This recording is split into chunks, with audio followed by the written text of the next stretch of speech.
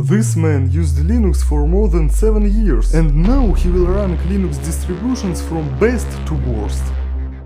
Have you ever found yourself in a situation where you think that your Linux distro is in fact not good? After watching this video you will have no such situations. Let's go. So the first is Anti-X. It is the distro which MX Linux was based on, I think, but it's made for old hardware, so I'll put it here.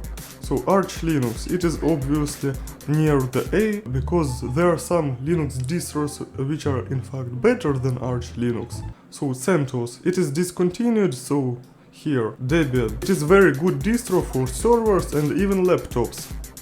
S, Elementary OS, it is average. Endeavor OS, it is the best Linux distro if you want to have fresh software and not be bothered with system maintenance like in Arch Linux. It is based on Arch Linux. Fedora, it is a good distro for those who want to have fresh software but also Ubuntu-like experience, so it is A level. FreeBSD, I don't know what it's doing here because it is not Linux, but let's put it here because you have to patch everything to work with BSD, and every BSD system has its own kernel, so it is just bad. Gentoo Linux, of course this is S, because it utilizes all your CPU. Kali Linux, it is a Linux distribution made for schools, education and young people. Also for security reasons it has a lot of cybersecurity related tools. I think it is on C tier.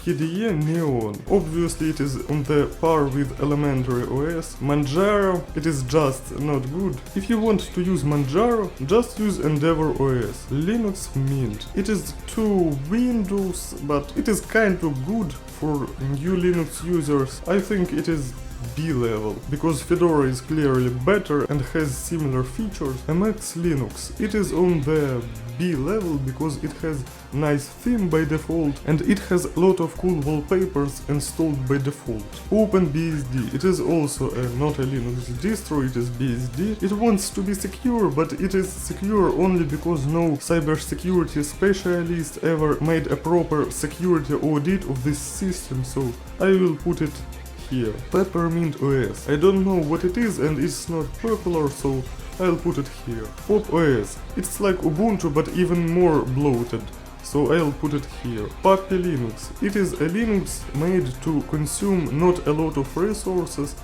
I think it is on the B level. React OS, it is an operating system which wants to be compatible with Windows, but Windows is bad, so I'll put it here. Red Hat, it is paid, so, but also Red Hat made a lot of contribution to open source. Okay, C level. Slackware, well, this distribution is clearly not for slackers, but it needs a lot of manual work, so I'll put it on the D level. Solus, it is a Linux distribution made for PCs, which is very similar to Windows by user interface, but Windows is bad, so it is D level.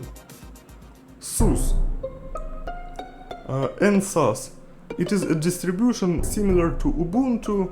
I'll put it on the C level because it is usable, but if it is usable it doesn't mean you should use it. Ubuntu, there is too much software on Ubuntu and Snap and you know all this stuff.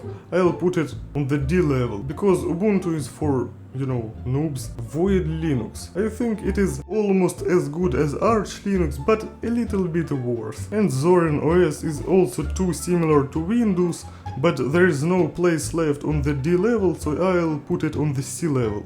Share this video among your friends to spread the knowledge, and thanks for watching. Bye! By the way, did I mention that I use Endeavor OS on my main machine?